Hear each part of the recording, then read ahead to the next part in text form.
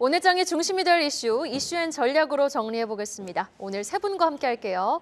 야천투자연구소 남인호 소장, 타케오뉴스 조호진 대표, 한국경제TV 박승원 기자 수고해 주시겠습니다. 어서 오세요. 자, 2주 연속 코스피는 주간 하락으로 거래를 마쳤습니다. 그리고 1월 셋째 주에 포문을 여는 국내 증시 월요일장. 첫 번째 이슈는요, 반도체로 출발해보죠. 자, 새해 들어 국내 증시 약세를 이어가고 있는 와중에도 반도체주에 대한 비투는 급증한 것으로 나타났습니다. 이 삼성전자 신용잔고도 연일 증가세를 보이고 있는데요. 지금의 현상을 우리는 어떻게 좀 해석을 해볼 수 있을지 구체적인 내용 전해주실까요? 남인호 소장님. 네. 최근에 우리 주가 지수가 저종을 보이고 있지 않습니까? 그럼에도 불구하고 일부 업종에 대해서 신용융자가 증가하고 있다는 겁니다. 삼성전자하고 SK하이닉스인데 어느 정도 증가했는가 한번 보시죠. 삼성전자는 3천억대를 넘어서 가지고요. 전년, 작년 말 대비해서 자그마치 38%가 신용융자금 비율이 증가했습니다. 그런데 하이닉스는 더 큰데요. 하이닉스는 지금 전체 잔고로 2,100억 정도가 돼가지고요. 작년 연말 대비해서 48% 증가합니다. 그 사이에 즉 1월 초부터 1월 중순까지 전체 시장은 약 7% 정도 증가했거든요. 신용융자가. 그런데 삼성전자와 SK하이닉스가 더 크게 증가했다는 걸 우리가 알 수가 있습니다. 만일에 저에게 물어보신다면 지금 이 현상 어떻게 봐야 되냐? 저는 이렇게 답변 드리겠습니다. 하나는 맞고 하나는 틀리다. 무슨 소리냐? 지금 주가가 조정을 보일 때 반도체를 매수하는 건 맞습니다. 옳습니다. 잘하신 겁니다. 그런데 신용융자, 신용 매수한 것은 잘못됐다라고 말씀드리겠습니다. 왜 제가 이렇게 답변 드리냐면요. 금년도 2024년도 우리 전체 대한민국 경제 그리고 주식시장 이끌고 나갈 업종 1번이 뭡니까? 반도체입니다. 그런데 이 얘기를 잘 들으셔야 됩니다. 2024년도에 연간으로 베이스로 반도체가 이끌고 간다는 뜻이지 1월 중순부터 반도체가 좋아진다. 그 뜻 아닙니다. 이번 달에 반도체가 좋다. 이 뜻 아닙니다. 전문가들도 얘기합니다. 빨라야 금년 4월, 늦으면 6월 정도에나 반도체 D램이라든가 HBM이라든가 이런 게 좋아질 거다. 그러면 그 얘기 무슨 얘기죠? 빨라야 기쁜 소식이 금년 4월이나 6월에 온다는 거죠. 그런데 벌써부터 마음은 급해가지고 삼성전자, SK하이닉스 주가 내려가니까 막 이걸 매집하는 거거든요. 이건 매우 잘못된 거다 말씀드립니다. 결론은 지금 반도체를 사시는 건 맞지만 신용 매수하시는 것은 타이밍을 잘못 잡으셨다라고 정리를 드리겠습니다. 네, 반도체 중에서도 우리 1등 기업 삼성전자 구체적으로 조금 좁혀서 이제 여쭤보자면 최근 이제 4분기 실적 충격이 있었단 말이죠. 그런데 엊그제 이제 들려온 라스베가스에서 이제 CES 2024에서 들려온 소식을 보면 HBM 드디어 이제 생산 2.5배 확대한다 뭐 이런 얘기도 있고 이 삼성전자 투자자 입장에서 전략 어떻게 세워야 될까요? 예, 아주 정확히 지적해 주셨습니다. 금년에 역시 반도체는 AI 그리고 HBM이 핵심 아닙니까? 삼성전자 여기에 본격적으로 진출하겠다고 했습니다. 굉장한 호재입니다. 문제는 그러면 삼성전자 내 비중에서 50% 가져가도 됩니까? 안 됩니다. 왜 안 된다고 말씀드리냐면은 제가 한 달포 전에 이런 말씀드렸죠. 삼성전자가 8만 원대 진입하니까 그때 막 주식을 삽니다. 저는 그 의견에 반대입니다. 제가 이런 말씀드렸죠. 여러분들 계좌에서 반도체가 20%가 넘어갔을 겁니다. 분명히 지금 25%, 30% 될 텐데 25%가 넘어가는 걸 줄이십시오라는 말씀을 드렸습니다. 차익 실현하십시오. 우리 몸에는 물이 70%입니다. 그런데 70%가 넘게 물이 차면 어떻게 됩니까? 우리는 땀으로나 이 소변으로 수분을 배출합니다. 반대로 우리 몸의 수분이 70%가 안 되면 어떻게 합니까? 수분을 보충해 먹습니다. 물을. 이 이야기를 다시 정리하면 여러분들 계좌에는 삼성전자가 20에서 25% 있는 게 가장 좋다는 얘기입니다. 반도체 전부 다 합친 겁니다. 그래서 삼성전자가 지금 어떻습니까? 8만 원짜리가 지금 7만 원대 중반까지 내려왔기 때문에 비율이 어떻게 됐죠? 줄었겠죠. 이럴 때 쓰라고 우리가 가지고 있는 게 현금입니다. 삼성전자 비중이 내가 18% 된다. 그러면 2%를 채우십시오. 그런데 반대로 삼성전자가 쭉 올라가서 9만 원 가까이 됐다. 8만 원 넘었다. 그러면 삼성전자 사셔서는 안 된다는 얘기입니다. 오히려 이익 실현하시라라는 그런 투자 전략을 권해드리겠습니다. 네, 2024년 갑진년이 시작된 지 2주가 지났습니다. 코스피는 8거래일 연속으로 하락 중이고 그나마 사정이 나왔던 코스닥도 지난주에 부진을 면치 못했죠. 자, 박승원 기자. 자, 한글과 컴퓨터는 분위기가 다른데 급진년이라는 제목 본인이 뽑았나요? 예, 아, 잘 뽑았습니다. 한컴은 분위기가 왜 다릅니까? 예, 일단은 상승률부터 살펴보면요. 한컴 주가 올해 들어서 70% 가까이 올랐습니다. 지난해 12,000원대 밑으로 빠지더니 새해 거래 출발과 동시에 가격이 급등해서 2배 넘게 치솟았습니다. 워낙에 뛴 가격 때문에 지난 10일에는 단기 과열 종목에 지정되기도 했는데요. 오늘까지 3거래일간 단일가 매매가 이뤄지게 되는데 일단은 거래소가 고삐를 죄면서 숨고르게 들어간 모습입니다. 투자주의 결정이 나오기 직전 주가는 4거래일 연속 상승세를 이어갔습니다. 개인 투자자들의 순매수가 불을 지폈고 9일과 10일에는 기관이 90억 원 가까운 금액을 쏟아넣으며 가세했습니다. 기관이 한컴에 하루 동안 이렇게 많은 돈을 베팅한 건 2015년 4월 이후 처음이었는데요. 다만 이후 이 거래일은 순매도한 것으로 파악됩니다. 한컴이 2024년을 갑진년으로 출발했다는 아주 센스 있는 제목을 붙여주셨는데 주가 추이를 보면요. 2년 전 가격에서 꾸준히 지금 내리막을 걸었거든요. 과연 어떤 키가 반등의 열쇠였는지 궁금합니다. 예, 가장 중요한 건 AI로의 사업 확대가 투자자들의 점수를 따냈다는 평가입니다. 지난 8일 한컴은 AI 스타트업 42마루에 대한 투자 소식을 전했는데요. 앞서 지난해 11월 일찌감치 전략적 파트너십을 맺은 바 있는데 이번에는 LG플러스, 하나증권 등과 시리즈 B 투자에 함께하기로 결정했다는 내용을 밝힌 거죠. 가뜩이나 최근 오픈AI의 GPT 스토어 출시를 앞두고 AI 소프트웨어 관련주들이 기대를 모으던 가운데 구체적인 움직임이 나오면서 투심을 당긴 겁니다. 이보다 앞선 5일에는 클립소프트를 인수한다고 밝힌 바 있는데요. 전자문서 1위 기업인데 국내 B2B 시장에서 강점을 가진 데다 한컴의 일본 진출 발판이 될 거란 전망이 나오고 있습니다.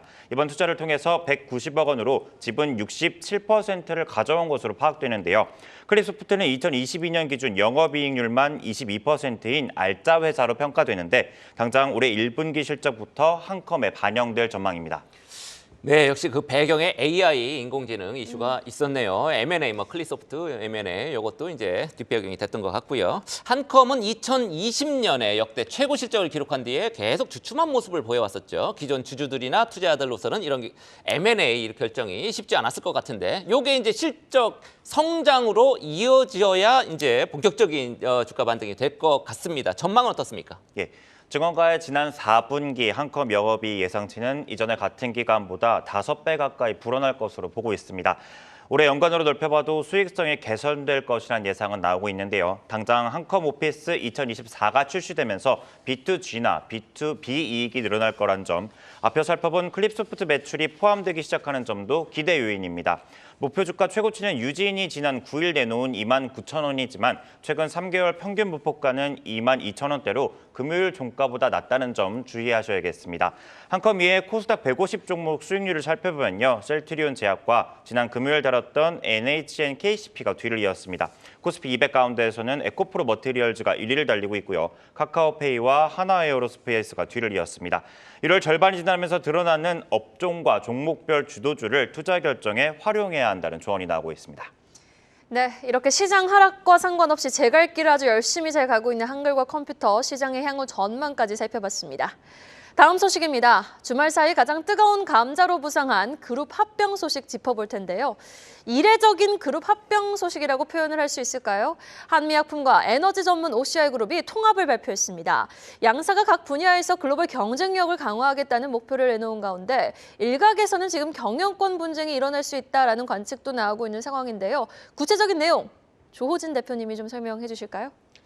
그러니까 이제 한미약품이 이제 창업자 임성기 회장이신데요. 임성기 회장이 이제 돌아가시면서 그 승계가 지금 마무리가 준비가 좀 안 된 상태였습니다. 승계가 준비가 잘 안 됐다는 거는 우리나라에서는 이제 아들이나 자녀에게 이제 지분을 넘겨주면 최소 이제 50%, 많게는 70% 정도까지 이제 그 상속세가 매겨지는데 그 상속세가 매겨지면 거기서 지분이 엄청나게 희석되기 때문에 그런 점에서 준비가 좀 안 된 상태였습니다. 그래서 이제 일단은 돌아가셨으니까 유족들이 지분을 받았는데 유족 중에서는 이제 그 부인이 이제 송영수 여사가 예상외로 이제 한미약품에 이제 경영권을 행사하면서 한미약품의 이제 회장으로 이제 경영권을 행사했습니다.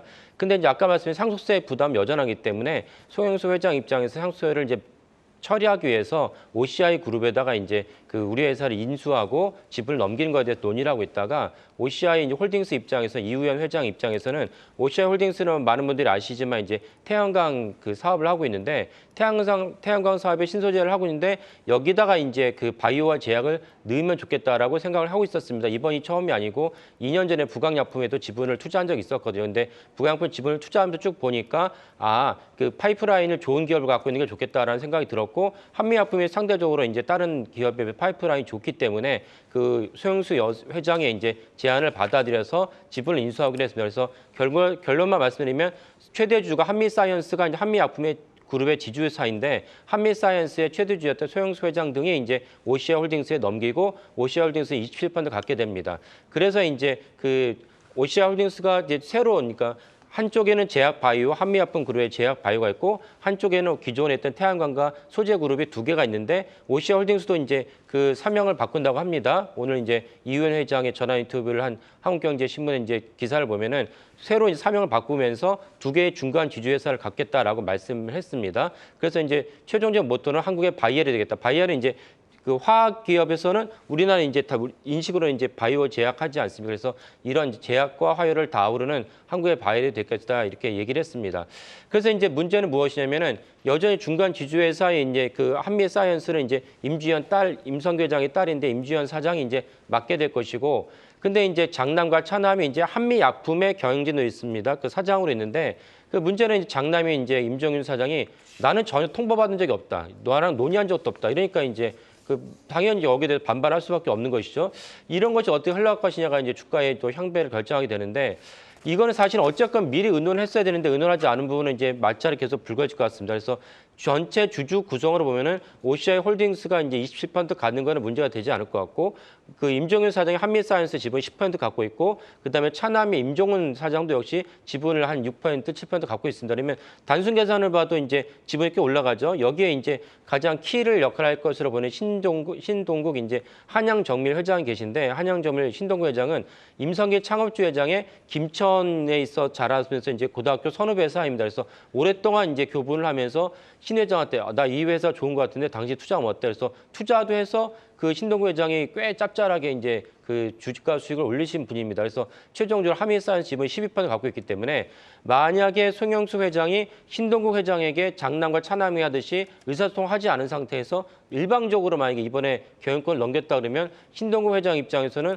어쩌면 이제 장남과 차남 편에 쓰면은 OCI 홀딩스랑 장남과 차남과 신동국 회장의 경영 그 지분율이 거의 비슷해집니다. 이러면 이제 경영권 분쟁이 실체가 있다라고 볼 수가 있는데 아마 오늘 정도로 이제 신동국 회장의 입장이 표명되지 않을까 싶습니다. 그래서 입장 표명한 걸 보시고 만약 신동국 회장이 반발을 하면 이제 경영권 분쟁에 대해서 단기적으로 주가가 올라갈 것으로 여겨집니다.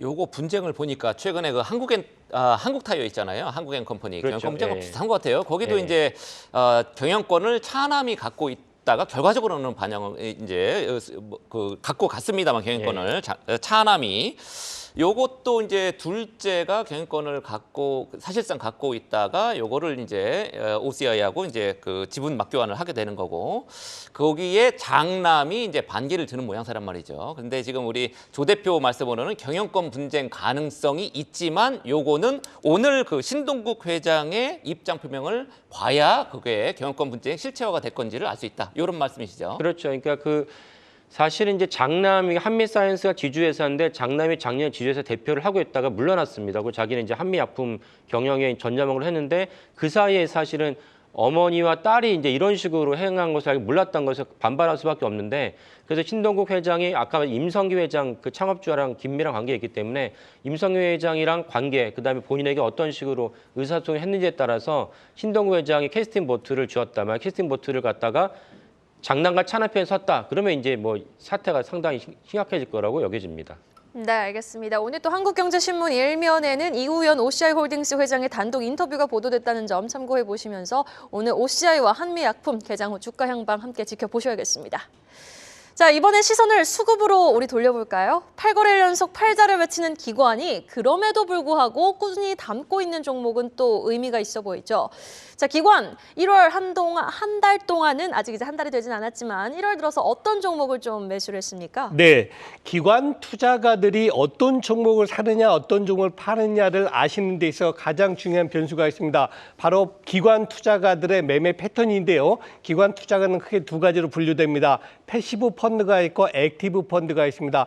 패시브 펀드라는 것은 우리 종합주가지수 코스피를 추종하는 그런 펀드고요. 연간 수익 베이스로는 코스피 종합주가지수와 같은 수익을 내겠다는 것이고, 다음에 액티브 펀드는 뭡니까? 우리가 흔히 아는 펀드 매니저들이 운영해서 연간 한 20% 정도 수익을 내겠습니다. 이것이 액티브입니다. 그런데 전체 비중은 딱 잘라 얘기할 수는 없지만 대략 한 5대5 정도 보시면 되겠는데요. 지금 국내 기관 투자가들이 금년 들어서 1월 2일부터 1월 15일까지 계속 주식을 8일 연속 팔았습니다. 왜 팔았을까요? 바로 외국인 투자가들이 선물을 팔았기 때문입니다. 전 지금 패시브 펀드 얘기하는 건데요. 외국인 투자가들이 먼저 선물을 매도하면은 바로 국내 기관 투자가들 그 선물을 사면서 동시에 뭘 합니까? 삼성전자, 하이닉스, 현대차, LG전자 이걸 팝니다. 이거는 삼성전자, 현대차, LG전자가 나빠서 파는 게 아니고 지수하고 상호 연계해서 우리가 바스켓 매매라 그러는데 그 바스켓을 파는 겁니다. 그런데 그 바스켓에 해당되지 않는 종목들이 있겠죠. 오늘 소개해드릴 에코프로머티라든가 카카오라든가 한화에어로라든가 이런 종목들은 패시브 펀드가 매매하는 게 아니고 액티브 펀드, 즉 그 국내 기관의 펀드 매니저들이 운용하는 거기 때문에 외국인들 선물과 상관없이 매수를 하는 겁니다. 그런 종목들을 매도하고 매수했다. 이렇게 보시면 되겠습니다. 기관들이 산 거 우리 개인들 따라 사도 될까요?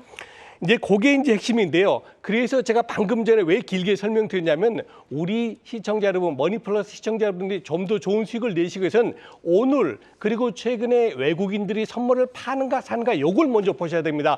외국인들이 선물을 지금처럼 판다. 8일 연속 팔았거든요. 지금처럼 판다면 삼성전자, 현대차, LG전자 이거 오르기 힘듭니다. 왜? 바로 기관들의 바스켓으로 팔기 때문에. 반대로 만일 오늘부터 외국인들이 선물을 산다. 그럼 먼저요. 아까 말씀드린 뭐 에코프로머티라든가 카카오라든가 한화에어로 등 이런 개별 종목보다는 오히려 삼성전자, 하이닉스, LG전자, 현대차 이런 걸 들어가셔야 된다는 겁니다. 즉 기관들이 바스켓으로 살 거니까 항상 말씀드리지만 외국인 투자가들 선물 동향 잘 주시하시면 좋겠습니다. 네, 일본의 니케이 지수가 1990년 이후 역사적 최고치를 다시 쓰고 있습니다. 조금 있으면 이제 역대 최고치 돌파할 가능성도 있겠습니다. 좀처럼 반등하지 못하는 우리 국내 증시 또 중국 증시와는 딴판입니다. 박승환 기자, 얼마나 오른 건가요? 예, 지난 금요일 기준 니케이는 35,500선을 돌파하면서 장을 마쳤습니다. 1990년 이후 최고치로 올해는 첫 거래일만 빼고 모두 오르고 있습니다. 1년 전만 해도 니케이는 25,700선에 머무르고 있었는데요. 그때와 비교하면 40%에 달하는 상승률입니다. 지난해 5월 3만 선을 돌파하면서 잃어버린 30년을 되찾았다는 말이 나왔었는데 올해 들어서 상승폭을 더욱 키운 모습입니다. 니케이 역대 최고치는 1989년 10월에 기록한 38,915엔입니다. 일본 현지 IB들은 4곳 중 3곳꼴로 올해 니케이가 36,000을 돌파할 것으로 예상합니다. 예상 밴드로는 36,000에서 7,000까지를 제시한 곳이 가장 많았고 상단으로는 38,000과 39,000을 내다본 곳이 비슷한 수준으로 나왔습니다. 39,000을 넘으면서 역대 최고치를 돌파할 것이라 전망하는 쪽도 20%에 달할 정도로 긍정적인 분위기입니다. 물론 증권가 전망은 전망일 뿐이겠습니다만 분위기가 확실히 다른 건 분명해 보입니다. 실제로도 유니클로로 잘 알려진 패스트 리테일링이나 소니, 닌텐도처럼 일본을 대표하는 기업들 주가가 연일 강세를 보이고 있는 상황인데요. 일본 증시에 투자하는 소위 일학개미들은 지금 어떤 종목을 사들이고 있습니까? 네, 국내 투자자들이 올해 일본 증시에서 가장 많이 사들이고 있는 종목은 미국 국채 20년물에 투자하는 ETF입니다. 미국의 자산운용사 블랙록의 상품인데 엔화와 미국 채권에 동시 투자가 가능하다는 장점이 있습니다. TLT죠. 예, 맞습니다. 이달 들어서 2,300만 달러 이상 순매수한 걸로 파악되는데요. 엔화가 싸고 미국 국채 가격이 바닥을 찍었다는 판단에서 지난 한 해 4억 4천만 달러, 우리 돈 5,700억 원 넘는 뭉칫돈이 쏟아진 종목이 바로 이겁니다. 눈에 띄는 점은 2위와 3위에 오른 니케이 225 레버리지 ETF들인데요. 합쳐 1,732만 달러, 우리 돈 220억 원 넘게 순매수 중입니다. 지수 상승의 2배를 추종하는 상품들인데 지난달에는 상위 50개 종목에 포함되지 않았을 뿐 아니라 오히려 니케이 하락에 베팅하는 ETF들이 순위에 많았었거든요. 해가 바뀌면서 니케이가 더 갈 거라는 쪽으로 투심이 급변했다고 볼 수 있겠습니다. 네, 알겠습니다. 과연 새해부터 고공행진하고 있는 일본 니케이 지수가 계속해서 추가 상승의 여력을 보여줄 수 있을지 지켜보도록 하겠습니다. 자, 마지막 소식 확인해 보도록 하겠습니다. 2차 전지 업종 이야기로 마무리해 볼 텐데요. 2차 전지 업종의 세대 교체가 이루어지고 있습니다. 그동안 투자자들을 웃고 울렸던 에코프로, 금양 등의 주가는 하락 추세가 이어지는 반면 작년 말 상장한 새내기 2차 전지주들의 주가는 가파른 성장세를 이어가고 있는데요. 구체적인 이유 어디에 있을까요, 조호진 대표님? 예, 일단은 이제 올해 그 1월 2일부터 시작된 장을 갖다 기준으로 말씀을 드리면은 에코프로 같은 경우는 마이너스 한 1.7%, LG에너솔루션은 뭐 지난주에 실적이 좀 안 좋았죠. 2.6% 정도 하락을 했습니다. 근데 에코프로 머티리얼 같은 경우는 7.5%, 한비레이저 같은 경우는 이제 무려 52%가 상승했는데요. 그럼 같은 2차 전지 업종인데 왜 이렇게 기존에 있던 그 강자들은 이렇게 떨어지고 새로 등장한 친구들은 이렇게 많이 올랐냐라고 이제 의아하실 수 있기 때문에 먼저 2차 전지 전체를 좀 말씀을 드리면 이제 2차 전지는 제가 이제 누누이 몇 번 말씀드렸지만 2차 전지가 필요한 가장 최종적인 그 상품이 이제 전기차입니다. 이제 전기차가 미국 기준으로 보면 한 4개월치 재고 미국에서 기준으로 보면 4개월치 재고가 쌓여 있습니다. 이거는 이제 전기차 보조금 삭감 이런저런 이유 때문에 이제 전기차 안 팔리고 있습니다. 그럼 전기차 안 팔리면 2차 전지 셀 업체들도 당연히 이제 부진할 수밖에 없고 그 밸류 체인에 있는 공급망 체인에 있는 것들도 안 좋을 수밖에 없습니다. 이렇게 이해하시면 되겠고요. 거기다가 이제 지난주 금요일 날 이제 허츠 미국에 우리가 다 아는 뭐 외국에 이제 렌트카를 빌리면 이제 그런 업체 중 하나인데 허츠가 보유한 전기차 중에서 2만 대를 갖다가 처분하기로 했다라고 이제 발표를 했습니다. 시장에 큰 충격을 줘서 그날 이제 테슬라 주가가 이제 떨어지는 계기가 됐는데 허츠가 말한 거냐면 우리가 렌터카를 갖다가 이제 그 시장에 내놨는데 일반적 고객들이 렌터카에서 전기차 안 쓰려고 그런다. 내연기관과 하이브리드를 더 좋아하지 전기차 안 쓰려고 한다는 게 두 번째고 첫 번째고 두 번째는 그 계속 보유하고 있으면 유지 비용이 들어가는데 전기차 유지 비용이 내연기관 전기 하이브리드보다 더 많더라. 이런 거 우리가 갖고 있을 수 없다는 것입니다. 그래서 허츠가 충격을 준 이유는 무엇이냐면 21년도에 허츠가 테슬라의 10만 대를 구매하면서 테슬라가 이제 시총에 올라가는 급등하는 계기가 됐거든요. 이런 점에서 이제 그 전체적 전기차 업종을 보시면 좋을 것 같습니다.